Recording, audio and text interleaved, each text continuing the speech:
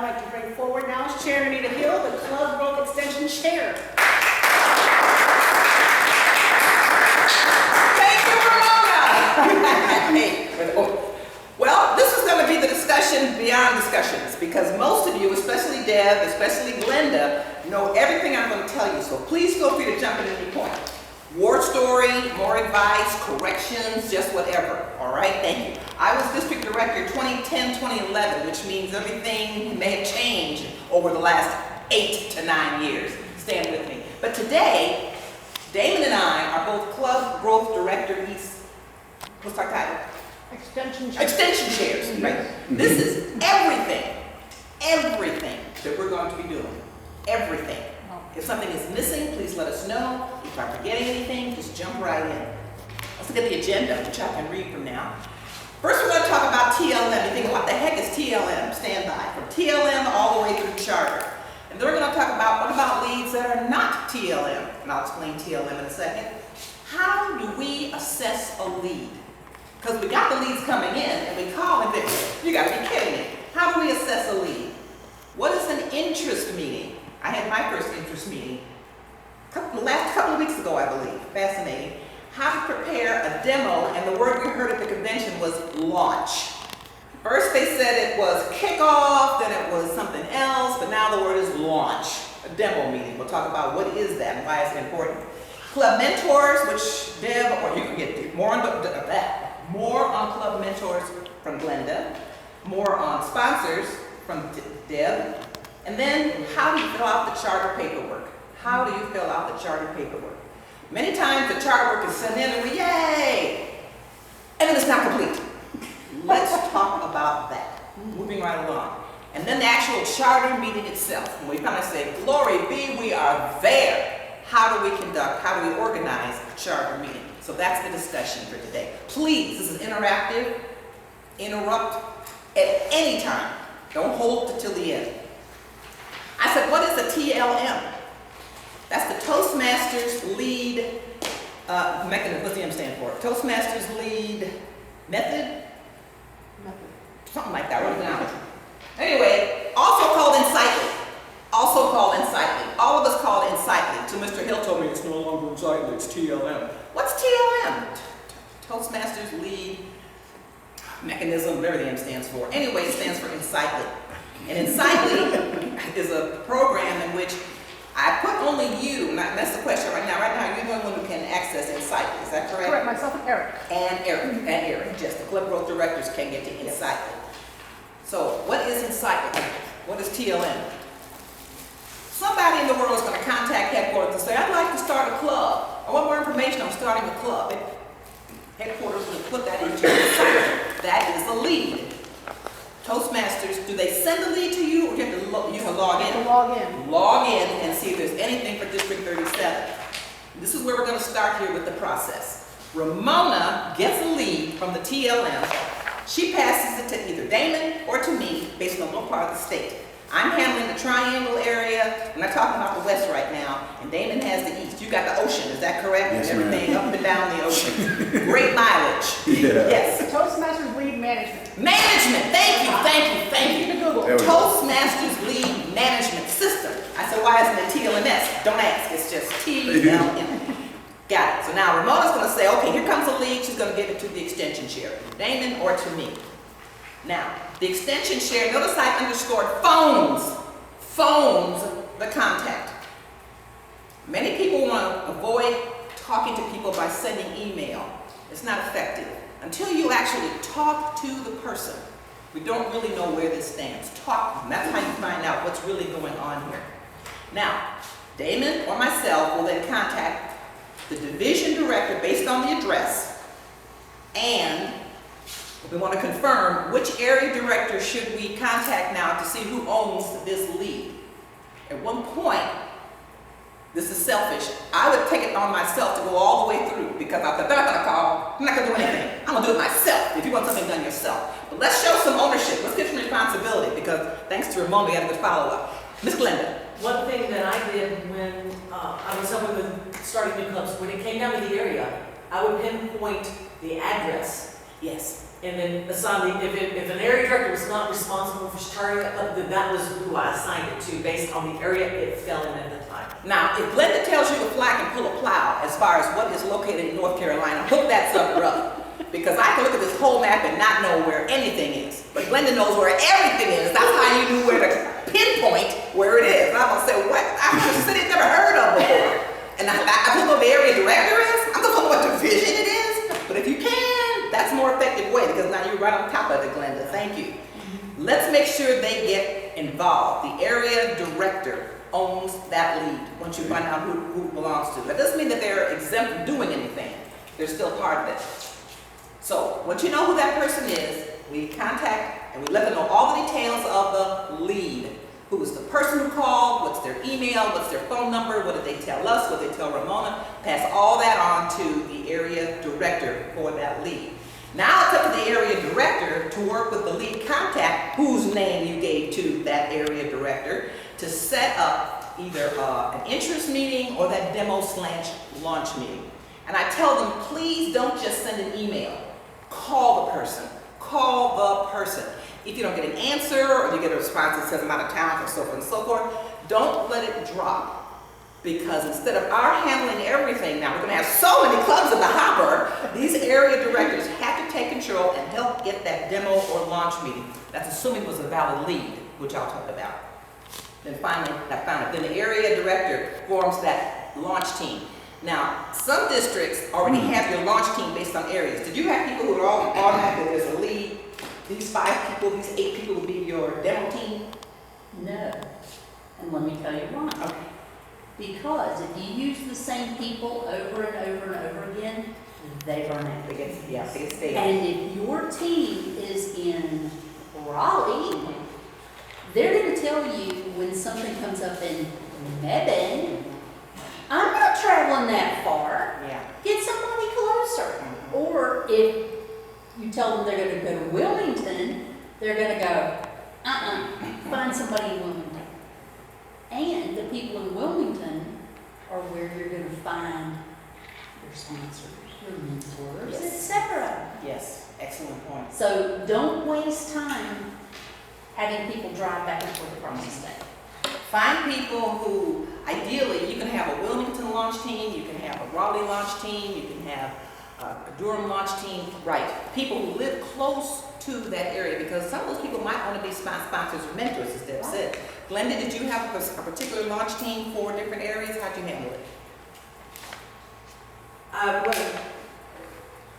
With the launch teams, I was involved, the area director, the division director, and when it came down to naming who the sponsors and mentors were, I really relied on the area director. Okay. They know their clubs. Right. They know who has the strengths and who has the weaknesses, and who they should know based upon their reports, Right. who needs to be an area or to be a sponsor mentor to get to their DTM. I'm going to underscore should know. I'm also going to bold that. I'm going to make a 72-point type. Should know. We're finding sometimes, I'll go from the past rather than the future, some area directors don't have a clue. They're there to get their stripe to their DTM. Let's make them work. Ken was an area director and a very fine one. If I sent to Ken, Ken would know. Who do I need to get for this demo launch meeting? Then the division and area meeting, identify the sponsors and mentors. I won't go into more of that since you two are going to talk about sponsors and mentors. But if it's possible to get someone who is desperate, who is good, who wants to be a sponsor, I'll pay the $125 or I'll help get them started. Or a mentor who is good, not just there for the stripe. Because I've seen some horrible mentors. I thought, why in the world? Well, he needed to get to his DTM. He didn't help the club at all. That's how the club failed. I said, well, I went to the meeting with the mentor there. He did nothing. So I'll let Deb and Glenda talk more on that subject. They've got to be dedicated and have their heart into Toastmasters and want to help people. This is an ideal world if they can make it happen like this. Then the area director follows all the activities. So if Ramona calls and said, where are we with this? Of course, Damon and I should know, but also the area director should be feeding us what's happening now with that. We don't leave them by themselves. What does Deb say? Trust, but verify that everything is going along the way it's supposed to go. You can't just leave it out there. And the club growth extension will also keep a log of all the activity because there's a spreadsheet that Ramona has for us. Just at a glance, we can tell What is the status of everything? Nothing is left to hang out. If it's hanging out, something's gonna drop. Now, what if the lead comes through and it's not through TLM, Toastmasters Lead Management System? What if somebody just calls you? Hi, we want to start a club. How do you handle that? Well, regardless of where it came from, you still pick up the process by phoning. Yes. Ramona told me, or Ken told me, you're interested in starting a club. Let's talk about it. You don't say, sorry, you got to call headquarters and put it into the TLM. No, just take it from that point and then follow all the directions that we just had for previous. And still, Club Growth Director, Extension Chair will still keep all the activity. I'm gonna add in there, when we verify that it is an actual lead, I can put it in Insightly. So I had to put Town of Wake Forest in Insightly because they actually went to a SHRM, which is an HR conference, and told Toastmasters International, we're interested, and they sent Elmer an email, but Elmer was out of position, sent me the email, I made the phone call, verified, put them in Insightly. And you keep Insightly updated all the way through the charter, don't you? Yes. Yes, that's the point. You got it. Let's just call it Insightly. It's so much you do. Yeah. Ramona owns that, so we don't have to worry about doing anything in TLM. Ramona's got that covered. There we are. Now, we said make sure it's a hot lead. There's a hot lead and there's a cold lead. How can you tell what is a hot lead? These are pretty obvious. I picked this number at random. I said if they have 15 or more people interested, that might be something that's going to come a club. I use 15. It could be 12, but 2 isn't going to do it. No. So a hot lead is a whole bunch of people in the company or in the non-corporate environment. So we want to start a club. If the person who's sending you that lead is a corporate executive, that's hot because that person probably has the clout to make something happen. If it's an HR manager, that's also clout, which means it's going to have somebody who can do something, as opposed to, well, I tried, but they wouldn't let me. You want somebody who can make the decision maker. And also that means they have influence within a business. And if it's a non-business, if it's an open club, there's somebody who has influence either with the chamber or some kind of way that person has demonstrated that they have influence. That's a hot lead. Cold lead. When I was calling up the leads, when I was last year, I guess, I was in Insightly. That's where I called up some of the leads. And one gentleman said, I just want to know where I can find a Toastmasters club. Why is this an Insightly? Because he must have sent a note to headquarters. And so we talked, and no, that was a cold lead. Only looking for basic Toastmasters information. And what can you tell me about Toastmasters? Toastmasters.org, but I also talk to people. It's amazing how when you just form a relationship with people, you never know where it's going to lead, but that is not a hot lead. They just want some information. No clout. If they have no clout. Yes, I work for General Motors, and we want to start a Toastmasters club here in Raleigh. Great! What's your position? I'm on the line. I put the steering wheels on. No, that is not going to be a hot lead. That's a cold lead. They're interested, bless their hearts, but that's probably not going to lead to a club. How many people are interested? Oh, we've got 4 or 5. I picked the number 8.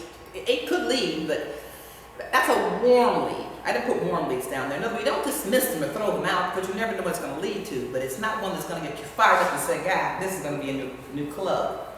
Or works for a company, and maybe you have clout in that company, but there is a rational number that said the company has less than, is it 400 people?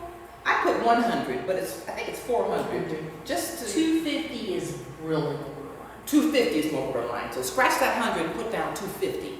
Why? Because people leave and start coming back or whatever. Attrition can make the club just dissolve. So you want to have enough people that when life takes its place, they still have enough to refresh with some more members. Although, this past year, we did charter a club that has less than 100 employees because the president of the club is a former Toastmaster who loves Toastmasters and is putting all of his employees Into a club. Every single employee, when you join his organization, you are required to join.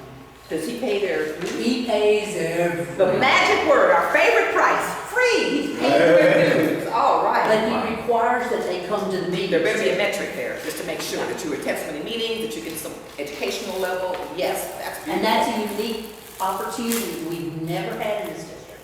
He insisted that everybody be a Yep. Toastmaster. Lord have mercy, I invited him to dinner. Now, We were at his kickoff meeting. you weren't right there? No, yes. Oh, I was. Yes. What did the club become? PMM. Oh, PMMC? DTM. Oh, yes. Let me back up for a minute. PMMC was in Insightly, and when I logged into Insightly, I called the person because it had been sitting there for a long time. So I called them, and next thing you know, we were at the charter meeting. We had a demo meeting, and I remember the president, great guy. So stuff does happen. Don't dismiss everybody. What is an interest meeting? Ramona gave me a call and said she met this gentleman who went to a Toastmasters meeting after 5 Bell Tower. He went to Bell Tower. He used to be a Toastmaster at Bell Tower. Now he works for UNC, and it's been about 5 years, and he wanted to just know what it would take to get a club started at his side of UNC. Just him by himself wanted to know.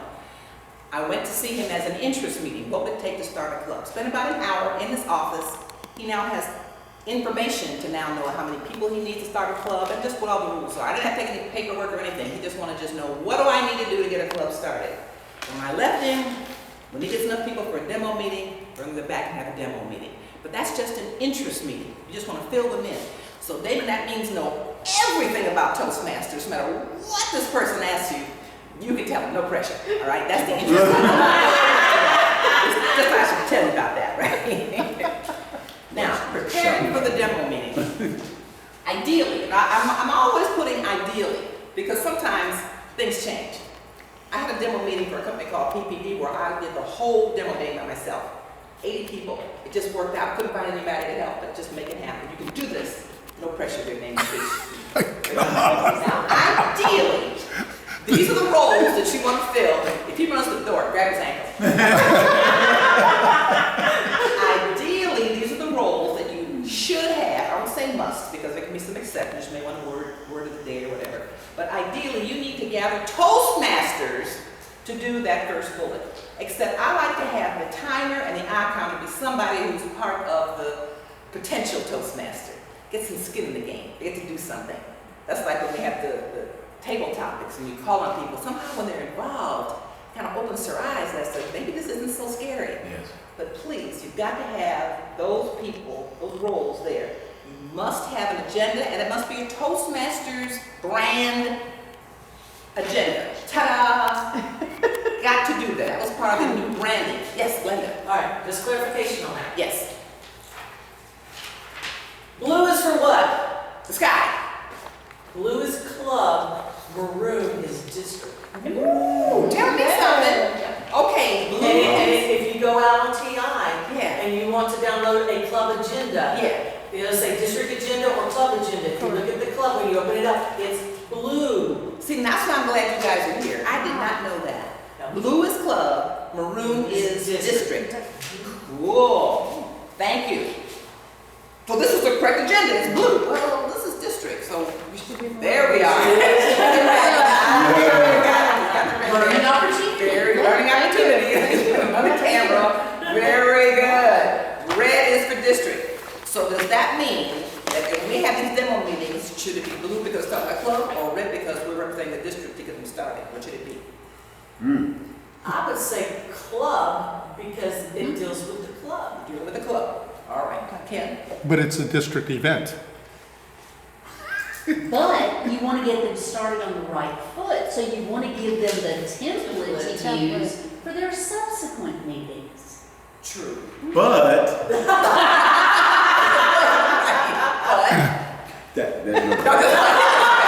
lost my butt. It's too good an opportunity to meet. because they have Listen, if you're gonna jump in with a butt, have a good butt. That's a good point to know, though. And then there are many Yeah. colors, but just to know to always use blue for our demo meetings / launch meetings. Blue.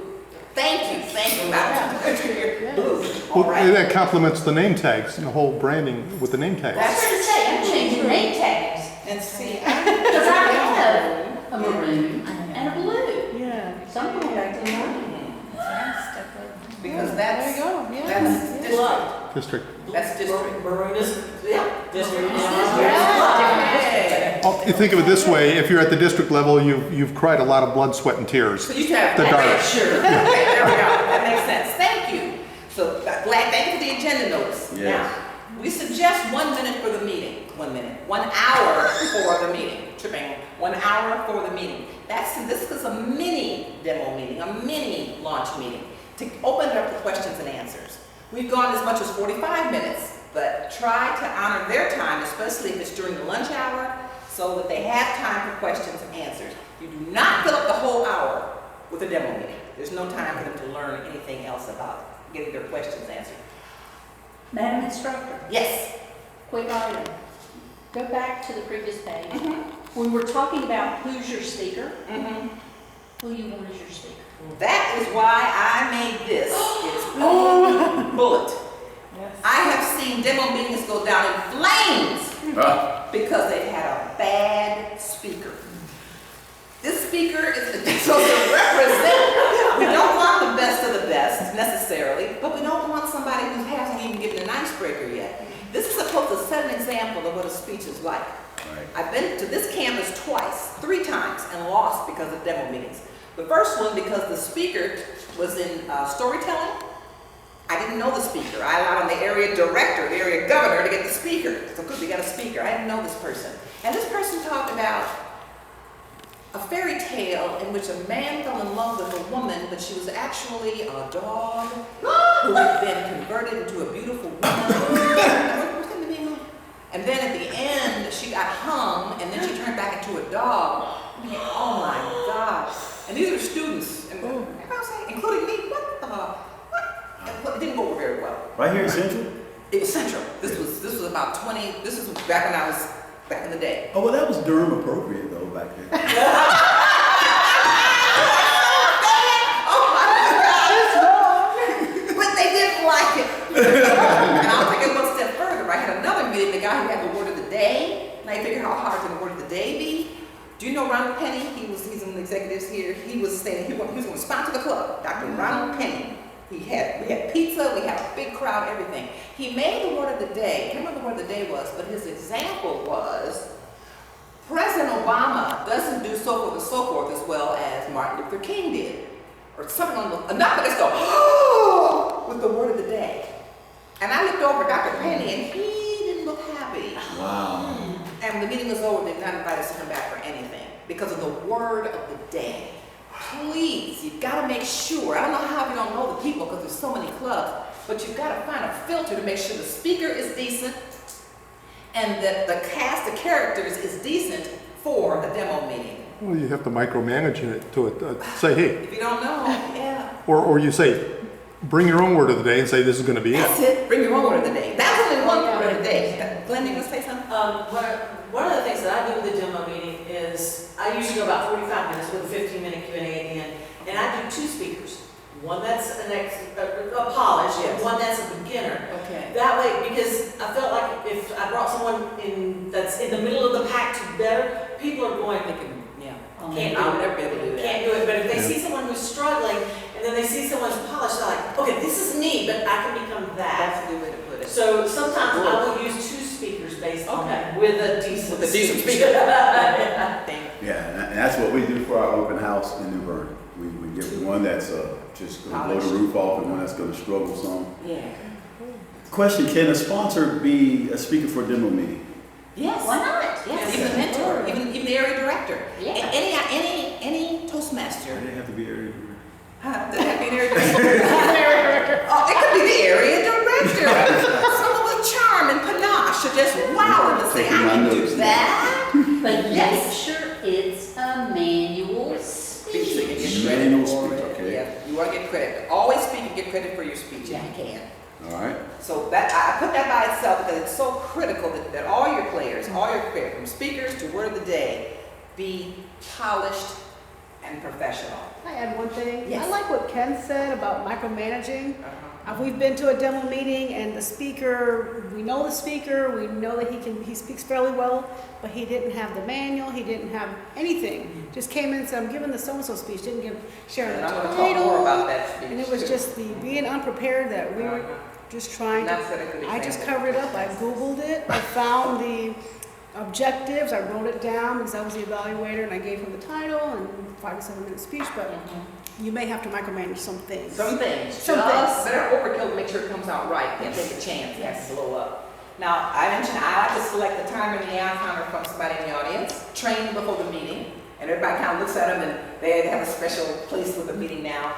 Now, we should attend and provide paperwork. Make sure you bring charter membership forms, because if someone says, I'd like to join, even if you only collect 6, it's a start. The charter membership form is different than the regular new member form. Make sure you have charter membership forms when you go to the meeting. Now, Question? yes.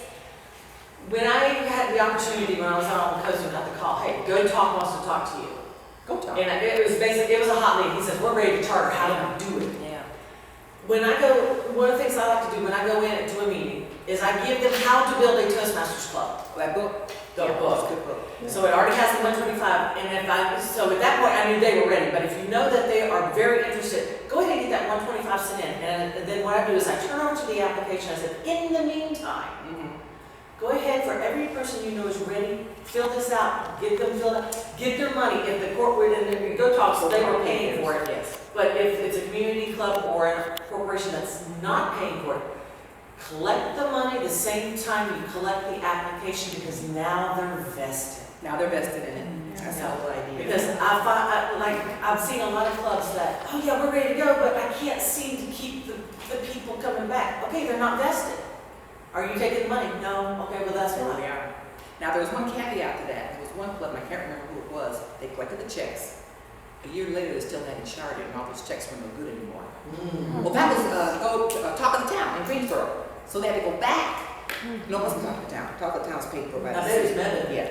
Was it Method? Was it Method? I can't remember. The Spanish club had the same issue. No. The checks were, it was more The than checks 6 were months. still dated. Yes, yeah. So yes, get the checks. Ken? Well, can't you create an account and deposit the checks? That would make sense. No.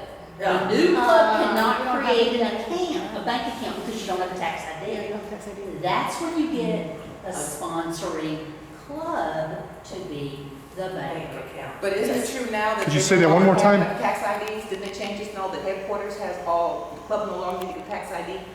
Because I said you can't start a bank account without a tax Well, then ID. somebody needs to tell the banks, because we just tried to set up a new bank account for ATA, and we had to give them, just about firstborn child. Mhm. I mean, charter paperwork, letter from the secretary of the club, the tax ID, the 401c3 document from TI, which is dated in the 60s. That's what I'm used to. That's All what that, I'm I used mean, we did that in May. to. Let's put that down as a to-do. Yeah, But- please, Put that that's But- huge. aside, what I'm used to. But you said a sponsoring club? Yeah. If they've got a bank account, let's say that you're going to start a new club, Ken. Okay. You're the sponsor of that club, but your club, your personal club, has its own bank account. Any checks that are coming into that club that you're sponsoring, your club can become the sponsoring club for that and put those checks in its bank account. So when it comes time for them to send in their charter paperwork and your club has a credit card, you just scan and email the charter paperwork in, give about 10 minutes, give them a call. Hi, I just sent XYZ's charter paperwork in. I'd like to pay for the membership.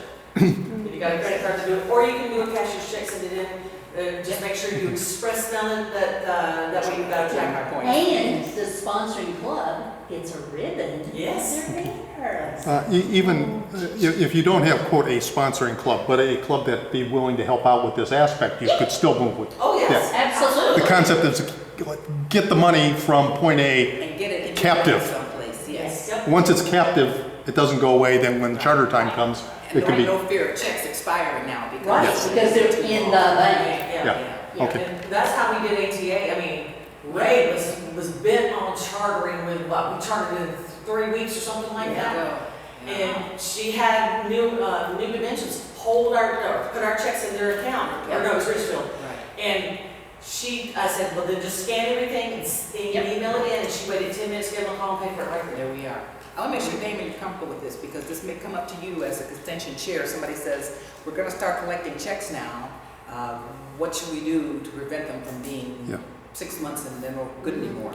The suggestions that we're hearing now, if you can get somebody at a club who if they can start their own account, Yes. which we'll go into and look at a prospective number when they send it in, that's technical. Just make sure that those checks don't expire, the options. And I'll be here, and Mo will be here, Glenda. And And be very careful. If somebody wants to give you their credit card number